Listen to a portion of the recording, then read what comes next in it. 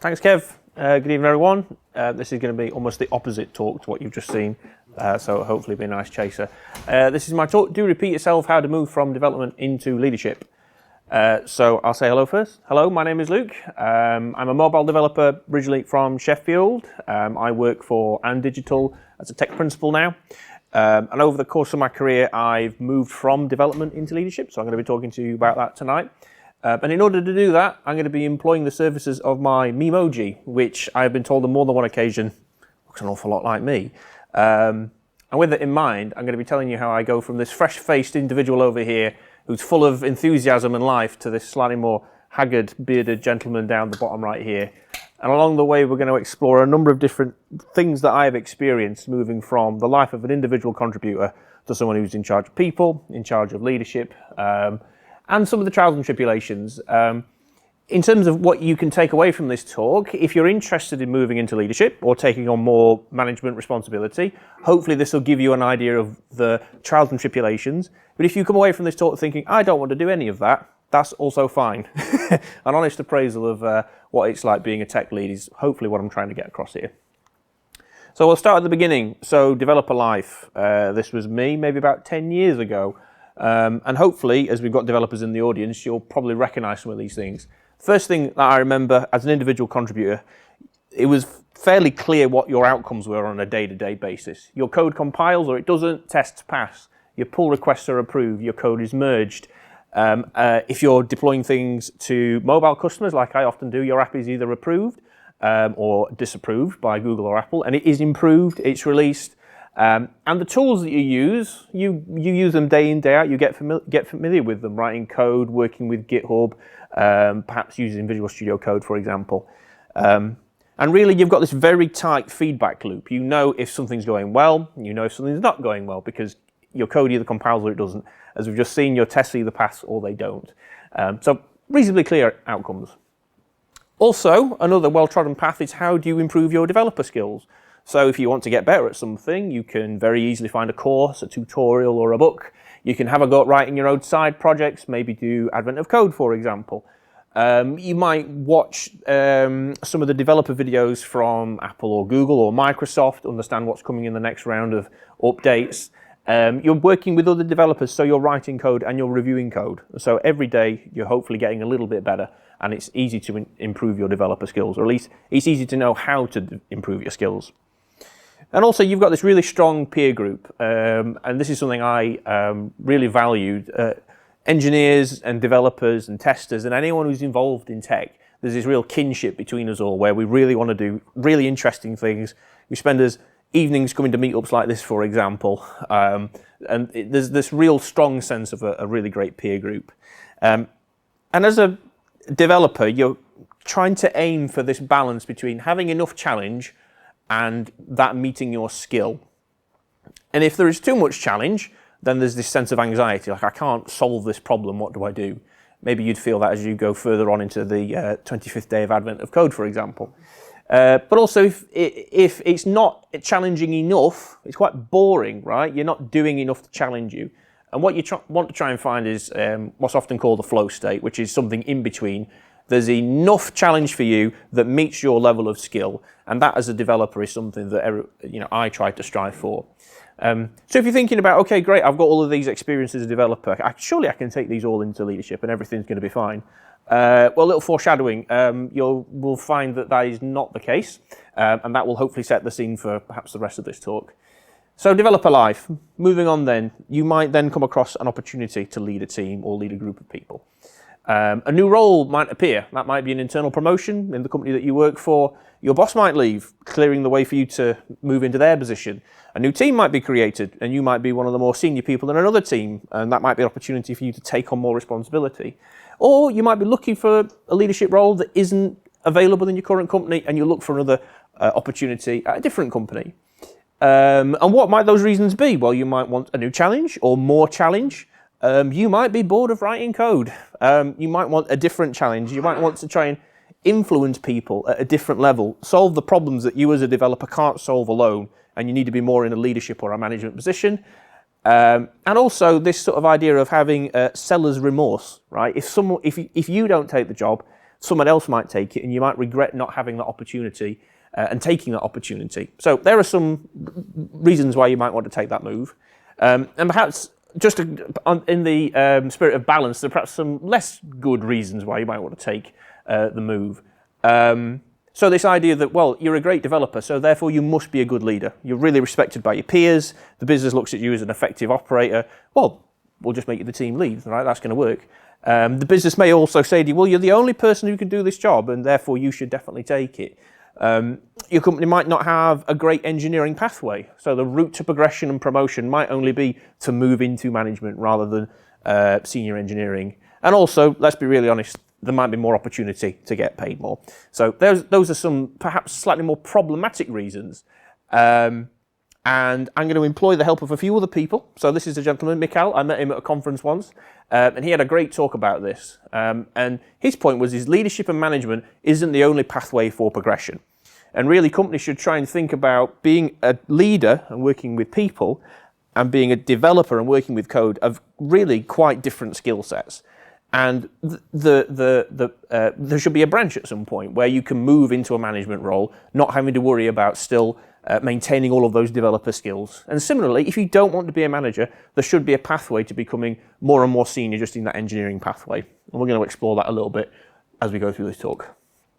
So an opportunity to lead arises. You take the opportunity and you then experience certain things as you take your first steps. You're going to have this juxtaposition of excitement. You're going to be thrilled at this new opportunity. You're going to be really excited about all the things you can do, the new challenges, but you will almost inevitably have a certain feeling of anxiety and maybe of being an imposter and thinking, blimey, can I do this? I've never done this before. Some advice, if I was to give my past self from my current self, this is totally normal. I suppose moving into any new job and an unfamiliar territory is going to have come with a certain amount of anxiety. So that's totally normal, so expect that. But you will soon realise that there are high expectations of you. Those expectations might come from the business, so that you might have been put in that position to solve a problem, to make software development quicker, to solve attritional problems, to get a product to market, and the business will perhaps be expecting you to get those things done very quickly. There might be expectations from your own team. Well, you were one of them in the past, so now you can listen to them and solve all their problems and be an advocate for all of the things that you've bemoaned in the different meetings you're in. And also, you might have high expectations from yourself. You know, you want to do a good job and you want to move quickly or you want to make change. You don't want to be seen as being idle or dithering, all that kind of thing.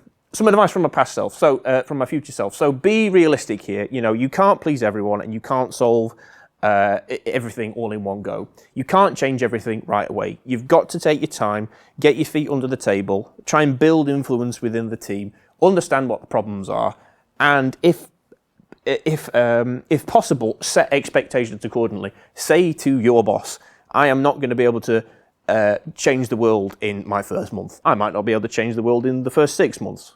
And be clear with them, with your team, and also try and be clear with yourself, right? Because you don't want to have too many high expectations of yourself that you can't meet either. Some useful reading here. So these are two great books. The First 90 Days is a great book about moving into a new role, how to prioritize things, what it's like, trying to get your feet under the table, all the things I mentioned here. And in terms of a fictional book, The Phoenix Project is pretty much a must-read for anyone moving into this role. For a fictional story about DevOps, it's really quite compelling. It's a bit of a weird sort of book recommendation. But the gentleman in that book moving into that role has incredibly high expectations to get the Phoenix Project to market. And he takes it steadily and he has a mentor. And I don't want to spoil it, but it ends quite well. So that's a great book if you want to read that. You'll feel as though you're moving into unfamiliar territory, though. You've gone from being a peer with your team. Now you're potentially their boss. And that new relationship is perhaps a little bit discombobulating. You don't quite know how to handle that. People are now going to look to you for answers and direction, where previously you would have simply have said, well, that's not my problem. Well, guess what? It is now your problem, and you've got to try and figure out what that is. And you've got to figure it out without all of the information. You might have clarity on all of the things. There's going to be ambiguity and uncertainty everywhere. And you're going to go from feeling like you've had all of these clear outcomes, my code passes or it doesn't, to this feeling of, goodness, there's no right answer. There's only a selection of potentially bad answers, and I've got to be the person to choose the right one. So a couple of things there. Moving into the position of now being someone's team lead or their boss, Don't try and become a different person. Still be yourself. And the best leaders are comfortable in being themselves, being authentic. I'm quite goofy. I'm quite nerdy. I try and embrace that. If people don't like that, that's their problem. I can't change it. And that sort of certainty in myself hopefully means I'm an effective and authentic leader as well. Get used to that uncertainty. That is now your job. It's to turn uncertainty into certainty, or as much certainty as possible. But within that, the constraint of, well, you don't have all the information, you don't have a crystal ball, so try not to worry about the things that you cannot control, whether they be commercial things, technical things, environmental things. Stuff happens and you can't control everything. So set your own expectations accordingly. And then there's also a feeling that you've lost your peer group, right? That kinship that you had with all of those fellow devs and engineers, you don't have that anymore. You're not perhaps writing code with them anymore. You've got a different set of skills. And by definition, there are less leaders than there are followers. So you won't have as many other people doing the same job around you as you did previously.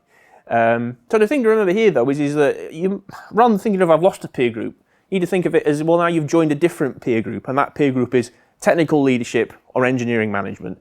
And if you're moving into that role, try and seek out people who have the same set of problems or a similar sort of job role to you, who you can confide in, who you can share ideas with. If you can't find them in your company, you will find them out there nonetheless. So another great resource I'll point you towards is Software Lead Weekly. This is a weekly newsletter about being a tech lead or an engineering manager. Compilation of articles and interesting things each week about the challenges of being someone in this sort of role, and that's given me a lot of inspiration over the years. And also, we're now seeing more in-person meetups and things happening. So this is a meetup that is happening over in Leeds, so Software Engineering Leadership, where people like myself talk about the things that we do as a job.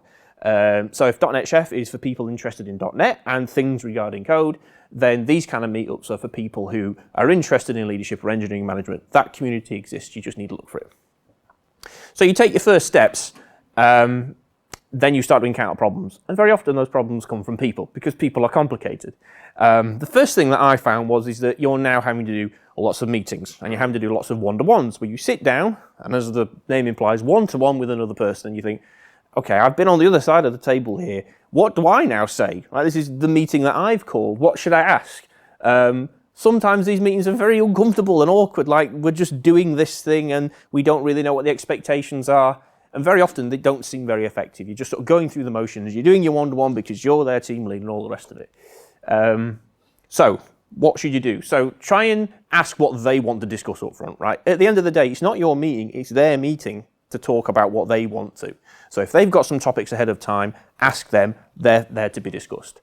But very often people don't have things to discuss, or at least they're not as prepared as you would like them to be. And don't have a meeting for the sake of it, but perhaps try and prepare what you want to talk about. So, and in that sense, try and have a few icebreakers, some prompts for you to get the conversation going.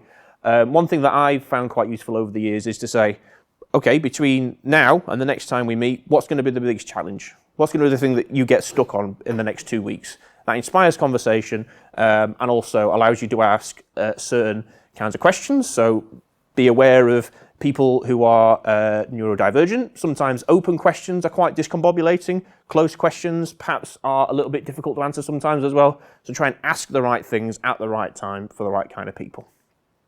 And if you're going to do that effectively, try and get to know them, right? It shouldn't always be about work, these conversations. You're building rapport. You're trying to understand how someone thinks. And as I said, I'm quite awkward and nerdy. I'm awkward. Everyone's awkward. That's absolutely fine, right? I think anyone who's come from an engineering background and moves into this sort of role, they haven't been self-selected to be perhaps the most charismatic or extroverted person. So that's absolutely fine. But if you are going to do this as the lead, I would recommend that you try and take notes so you can track progress. And again, an article that I came across a few years ago through Software Lead Weekly was around note-taking into one-to-ones. And this transformed my professional life. The use of this 4-colour pen, and there's a few people who know me in the audience, it's a bit of an in-joke here. This was transformative for my productivity. So taking notes with a 4-colour pen, blue for notes, green actions for me, red actions for them, and black to tick things off is a really super simple way to track what you're talking about. Next month, come back. Take the laptop out of the question. Take all the to-do apps, all the mind mapping apps you want, just write it down on paper. That's what works for me. It might not work for you, but find a way to take notes and try and track them. People problems, of course, people are going to disagree with each other and you're going to find conflicts between them. So those conflicts might be from within your team to developers might not be seeing eye to eye. They might be between your team and another team. So non-techie people, they don't quite understand why we're being so persistent about unit test coverage, for example. It might be between you and the business. So you might need to push back and say, no, we can't get that thing deployed for Friday because of these reasons. And you will feel like you're kind of stuck in the middle. Right, you're kind of brokering these conflicts between lots of different parties, and that can be quite difficult to deal with yourself.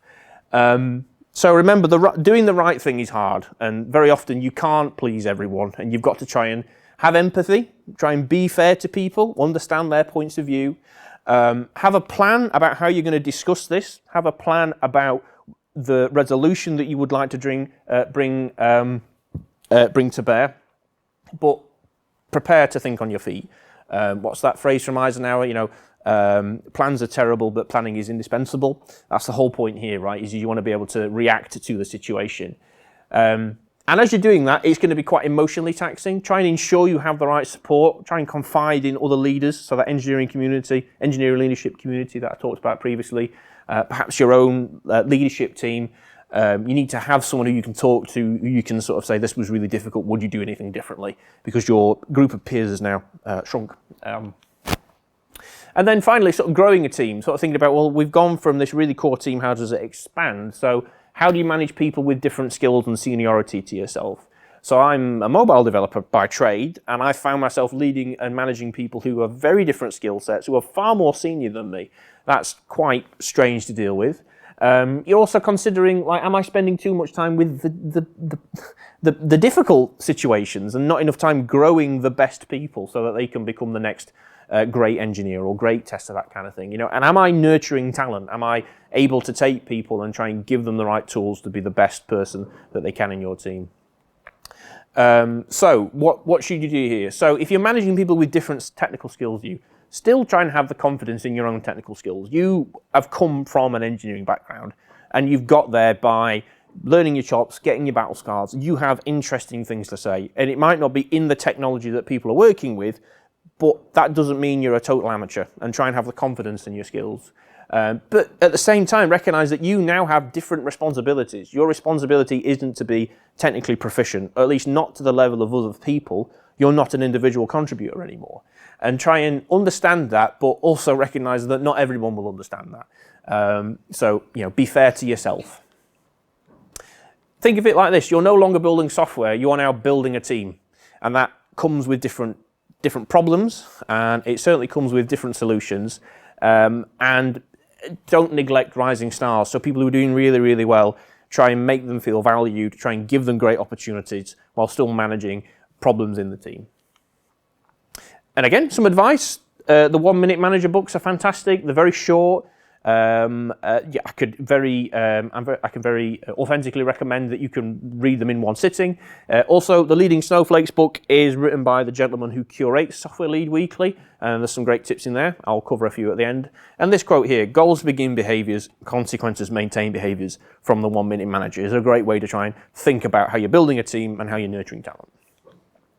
So you're getting to grips with people problems. You now want to think about your own technical leadership and what it means to lead people on a technical project. You'll again have this crisis of confidence. You will feel like not only have you lost your peer group, but you're losing your technical chops as well. You're not writing code as much. You forget how to do things. When you do come to run the project, it's so out of date. You've got to resolve all of the dependencies it takes for ages, for example. Leah, who I met at a conference a few years back, she has some great advice on this. So her advice is that you don't have to 100% lose those technical chops. And rather than thinking I need to be hands-on, think of it like this, you need to be hands-warm. And that could be whatever you mean it to mean. But what it can't mean is that you can't be critical path. You can't be the person who is delivering critical features on that project anymore. That is not your job. However, how do you keep warm? Well, you could work on some bugs. You could write some experimental code. You could be involved in code review.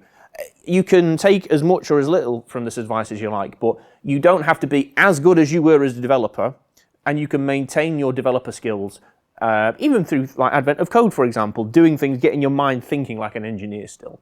And I thought that was really great advice. Now a little bit of advice from me. So keep doing the things you were doing before. Watch those new videos from the new providers about the new sets of APIs and SDKs that are coming out. Come to conferences, come to meetups like this, be involved in the engineering community, discuss code with developers. But also, if you want to feel like you are not an imposter in technical situations, try and keep an area of expertise. It might not be in writing code, but every project you work on is going to need to do something with version control. It's going to need to build things with CI/CD. Regular expressions come up very often. I can't write regular expressions. I know people who can, and they're like superheroes to me, right? And that skill comes up, and everybody needs it every now and again. So maybe maintain an area of expertise. That's another great way to feel like you are hands warm in your development. And in terms of some practical advice, this comes from the Leading Snowflakes book. Get good at managing your calendar is some general advice, but you could have 2 different calendars, and that kind of thematically switches between these 2 different roles, between a manager role and a maker role, and block out time, here it's the yellow, to make things, to write code, to experiment with stuff, and to get into that flow state where you are context, you are not context switching, and you can get down and write some code, and literally switch between the 2. Block your calendar out so people can't put meetings in there. People will do, so try and protect it as much as possible. So use the Maker calendar. But in general, you will not be writing as much code, so you will not be as proficient. So trust your team though. It's their job to do that now. Like I said, they are building software, you are building the team, and you need to think of it like that. So trust them to do their job, and hopefully they will trust you to do your job. But in that new ignorance of all of those things that you used to know, treat this now as your superpower to ask stupid questions. So if you can't remember how to do something, or you can't build something, that is a way that you can normalize the asking of what is potentially considered as a silly question.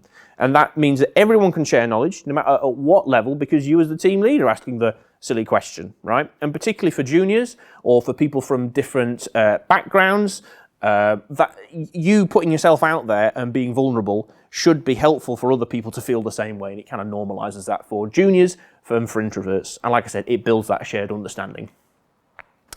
And you're going to have these feelings as well, though. You feel like, I don't have time to keep up, or I'm getting very rusty. And even like, are my technical opinions even going to be respected anymore? You know, I'm not writing code these days. So what would I say to that? So just accept others are going to know more, and just seek their help and ask for their support in code review if you're going to do it. And they're going to appreciate it. Particularly juniors, you're reaching out to them as the team lead. Can you help me? You know, it's a bi-directional relationship you're building with them. But in terms of your technical opinions, your job isn't necessarily to write code anymore, but it should still be to stand up for technical things. So prioritizing tech debt, identifying and measuring technical risks, and making sure that they are respected and championed at the right level in the rest of the organization. And we'll talk about this in a little bit. You're very often the voice of tech into the non-tech community, and that's the way you should think about technical leadership as well. So technical leadership. Next thing then, communication. You can think of this as 2 sides of the same coin. On one hand, you're talking to techies. On the other hand, you're talking to non-techies. That's perhaps a slightly oversimplistic view of things, but for the sake of this presentation, I think it's useful. So how do you talk tech to non-techies? You've got to get the right level of detail. You can't talk to them about, probably can't talk to them about computational complexity, for example, but you need to translate that into different things that they can understand. It's sometimes a challenge to make people care about technical issues. They perhaps care about time or money or profit, that kind of thing. And very often getting buy-in from technical stakeholders is difficult. And I have by no means cracked this, but here's some things I've learned along the way.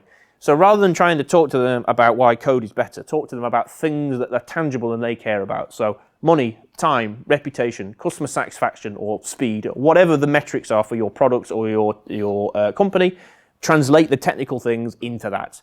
Try and back it up with data, and try and back it up with precedent as well.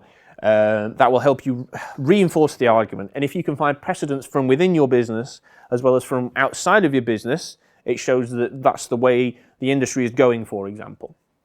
Employ metaphors and diagrams and presentations. I spend an awful lot of my life doing presentations at this point, and I really enjoy it, which is just as well, really. But metaphors to explain things and a good spider diagram is often better than a very lengthy email that people aren't going to read. And remember that in these situations, you are the voice of tech, and be proud of that and be strong. How about the other way around then? So talking non-tech to techies, how do you make developers care about non-developer issues? So that might be certain business decisions that are trumping technical decisions. Like, for example, we've just got to do it, right?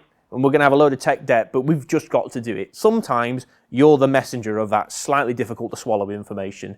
Or you've got to tell them important but uninteresting news. So this is how you book your new holidays, right? No one cares about that, really, until they have to book a holiday. So you've got to kind of get that information into them.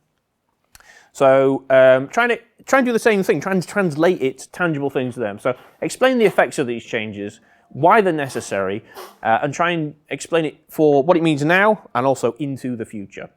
Try and use the same language as the wider company communications. So you might need to slightly tweak it for the way that your department works or your team, but don't contradict the rest of the company communications, because that's going to come back to bite you. Try and be clear and try and be honest. Maybe this isn't something you 100% stand behind, but you think we've just got to do this and stick with it. And remember here, in this scenario, you are the voice of the business. And really, this two sides of this coin here, you are feeling like you are the glue. You're making sure that the left hand talks to the right hand and the right hand talks to the left hand effectively.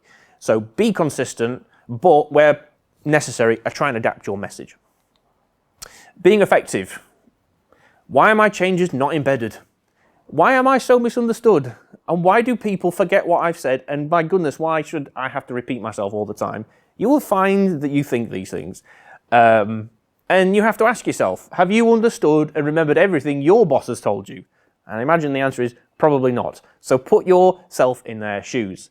And this is where the title of the talk comes from. So one of the first things we learn as programmers is the DRIVE principle. Don't repeat yourself. Well, get used to repeating yourself an awful lot. That is absolutely fine. So people are busy, and techies might not be interested in when the new holiday policy comes in. So be forgiving to them, and also be forgiving to yourself. Communicating things is difficult. Try to grab people's attention. So if you're doing this over Slack or some kind of DM system, add GIFs, add emojis. Try and do something to make it pop and get their attention. And inject some personality into what you're saying so that they've got a human side of it and it's who you are and they know it's coming from you. But get ready to repeat yourself, and that's absolutely fine. Remember to take the time. Clarity is absolutely paramount. This is kind of the primary thing that you need to get good at, communicating to people. Connect what you're saying to a larger narrative or a larger strategy, so it's not just a thing, it's something that fits into a larger picture that tells a story that people can remember. And repeat yourself in all these forums, right? In one-to-ones, in person, in team meetings, in Slack, in email, at the pub, at the bus stop, right? It's fine to repeat yourself. It's better for people to remember what you're saying and connect it to a larger strategy, and then it's clear, than for you to do it once and it's forgotten. So communication, you'll be doing an awful lot of that. And then you might step back and think, well, what about me as a leader, right? So how do I get really effective at this? How do I become really organized? There's now lots of plates that I'm spinning. Sometimes they're all from different projects that are all unrelated. How do I keep track of them all? How do I prioritize urgent things that need doing now versus important things that in the future, if we don't do, suddenly become urgent? How do you remember your actions? How do you remember other people's actions? How do you remember when the deadlines are? And how do you deal with context switching? Because you're going to be doing that an awful lot. So you've got to experiment. You've got to find something that works for you, and a tool or a process. I've already alluded to some of the things I do. So I take handwritten notes. My typing is atrocious. I'm a very slow typer. And any of the tools I try to use to take notes, I always get tied up in all of the formatting and tagging. And if I've got a pen and paper, it gets written down, warts and all, and it just works. But when I do have to create some digital version of it, I use the Things app for to-dos. Really, really simple. I prefer writing notes in Markdown because it's just enough formatting to get the job done. And I love mind maps. I use Xmind for mind mapping. And as an example, here's what I do. Anyone who's worked with me before know I go to a whiteboard a lot. Or if now in the remote realm we have to do things in a hybrid setting, mind map is a great tool. Type it up in Markdown. It's a great way to get ideas out of your head, make connections, create some actions, and actually make effective progress in things. Get good with your calendar. This is going to be the way that you live your life, really. You're going to have lots of meetings and you need to get good at managing them. So try and refactor your calendar, right? Try and give yourself space for a break, or give yourself space to do people things, followed by strategic things, followed by technical things. Maybe use the Maker calendar, for example. Look ahead and be prepared. So if you know something's coming up in a week's time that you need to look at in advance, you don't want to turn up unprepared, well, book a meeting in with yourself this week to get prepared for it. That's absolutely fine.